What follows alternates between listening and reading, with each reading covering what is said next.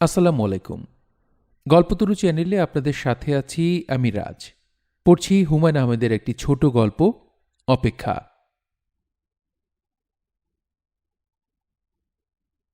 বশির মোল্লার সবচেয়ে বড় গুণ হচ্ছে তিনি কোনো কিছুতেই রাগ করেন না।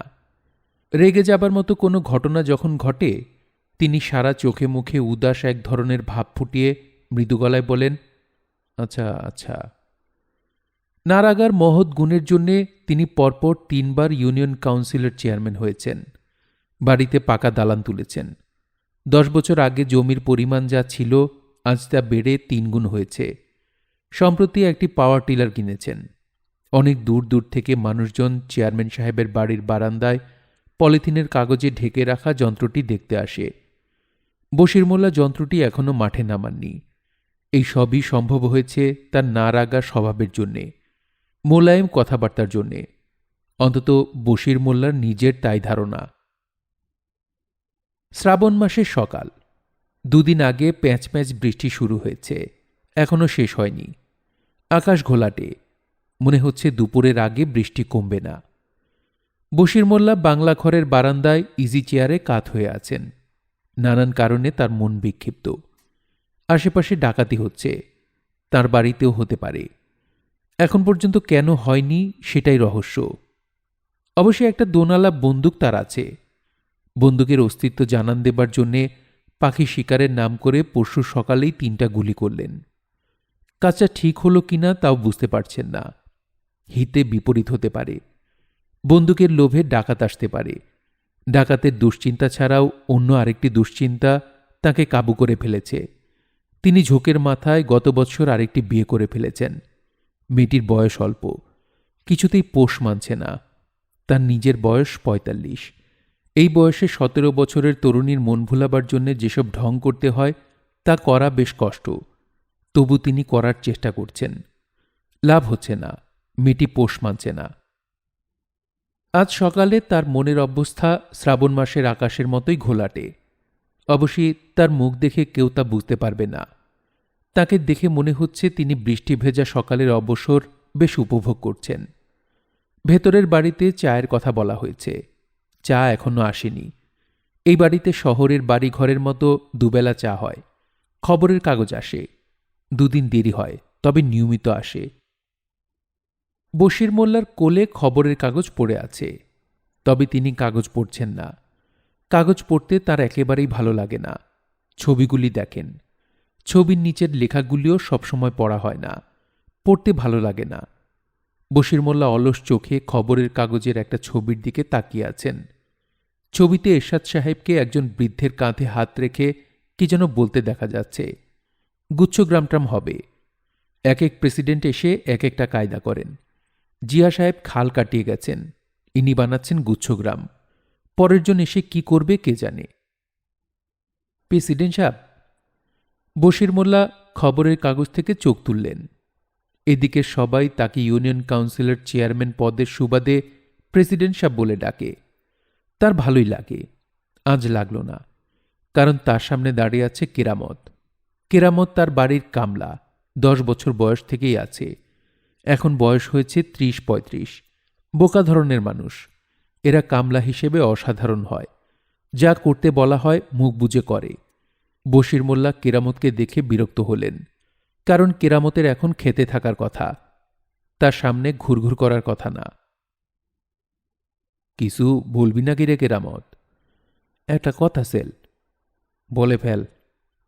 কেরামত মাথা নিচু করে প্রায় অস্পষ্ট স্বরে বলল, বয়স তো হইল, এখন যদি একটা বিবাহ দিয়া দেন, ঘর সংসার করি। ঘর সংসার করতে মন চায়।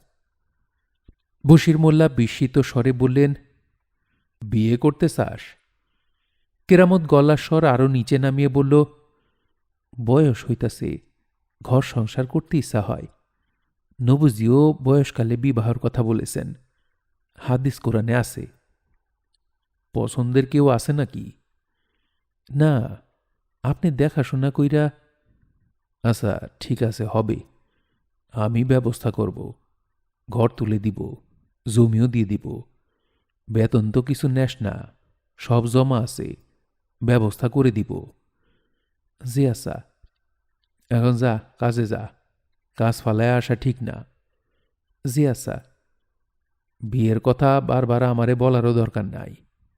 আমার মনে থাকব, সুবিধা মতো ব্যবস্থা করব। বিয়া শাদি তাড়াহুড়ার ব্যাপার না। জি আচ্ছা। রাতে পাহারার ব্যাপারটা ঠিক আছে তো? খুব সাবধান।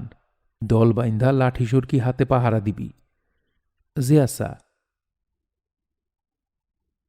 পরের ৩ বৎসর বশির মোল্লার উপর দিয়ে নানান বিপদ আপদ গেল। জমি সংক্রান্ত এক মামলায় জড়িয়ে থানা পুলিশে অনেক টাকা গচ্ছা গেল। তার দ্বিতীয় স্ত্রী এক মৃত সন্তানের জন্ম দিয়ে নিজেও মরমর হল।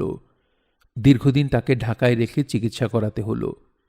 তার বাড়িতে একবার ডাকাতিও হল।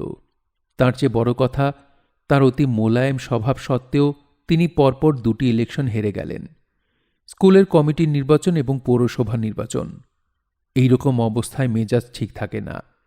কাজে কেরামত আবার যখন বিয়ের প্রস্তাব তুলল, তিনি রেগে গিয়ে বললেন, তুই এমন বিয়া পাগলা হইলি কেন বলতো?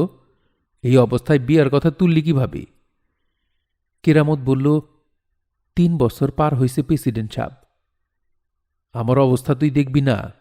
তুই কি বাইরের লোক? তুই ঘরের লোক না? একটু সামলায় উঠি, তারপর ব্যবস্থা করব। জি আচ্ছা। তোর তো ঘর দোয়ার লাগবো, বউ এনে তুলবি কোথায়? একটু সামলে উঠি, তারপর তোকে জমি জমা লিখে দিব, তখন বিয়ে হবে। তাড়াহুড়োর কোনো ব্যাপার না। জি আচ্ছা। নিজের মনে কাম করে যা, তোর বিয়ের চিন্তা তোর করা লাগবে না। আমি আছি কি জন্যে, একটু সামলে উঠি।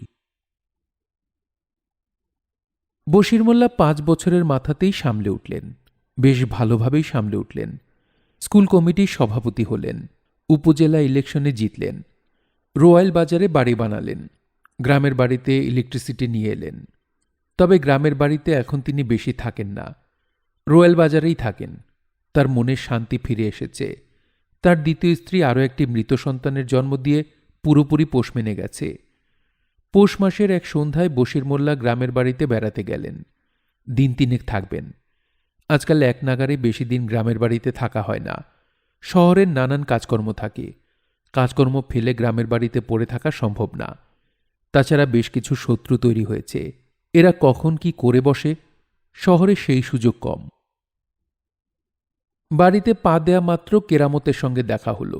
তিনি বিস্মিত হয়ে বললেন, তুই তো দেখি বুড়ো হয়ে যাচ্ছিস রে কেরামত। কেরামত মাথা নিচু করে ফেলল, যেন বুড়ো হয়ে যাওয়াটা একটা অপরাধ। বশির মোল্লা বললেন, না, এইবার তোর বিয়েটা দিয়ে দিতে হয়। দেখি এই শ্রাবণেই ব্যবস্থা করব। বিয়ে শাদের জন্য শ্রাবণ মাস ভালো। কেরামত ক্ষীণস্বরে বলল, জি আচ্ছা। তুই একটা ঘর তুলে ফেল। পুষ্কুনির উত্তর পারে যে জায়গাটা আছে ওইখানে বাঁশঝাড় থেকে বাঁশঝা লাগিয়ে নে, ঘরটা আগে হোক। জি আচ্ছা। বিয়ে একটু বেশি বয়সে হওয়া ভালো, বুঝলি কেরামত? এতে মিল মহব্বত ভালো হয়।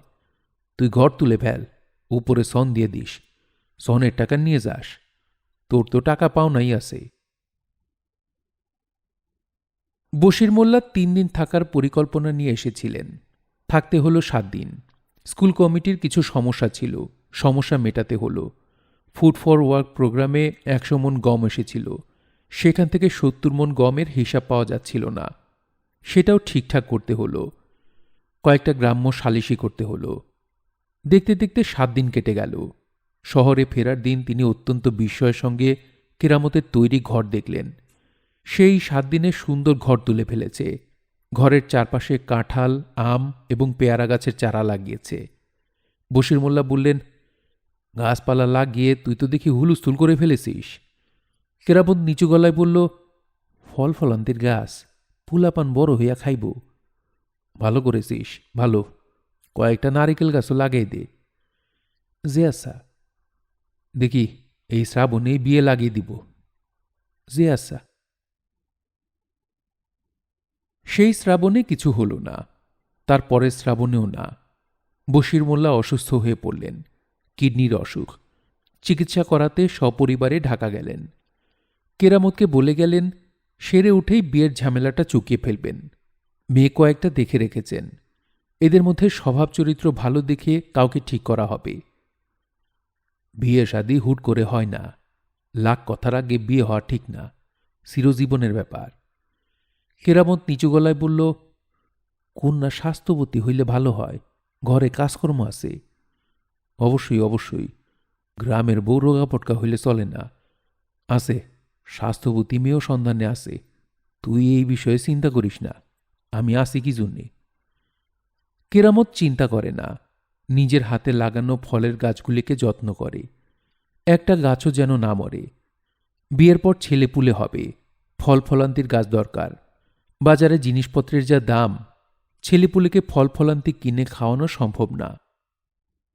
কেরামত বিয়ের জন্য অপেক্ষা করে। সে জানে না তার বয়স ৫-৫০ পার হয়েছে। এখন তার মাথার চুল সবই সাদা, বা চোখে ভালো দেখতেও পায় না। গায়ে সেই আগের জোর নেই, কাজকর্ম তেমন করতে পারে না।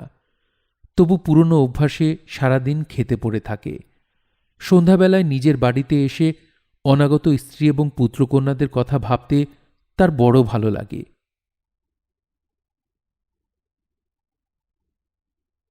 গল্পতরু চ্যানেলে আপনারা শুনছিলেন হুমায়ুন আহমেদের একটি ছোট গল্প অপেক্ষা।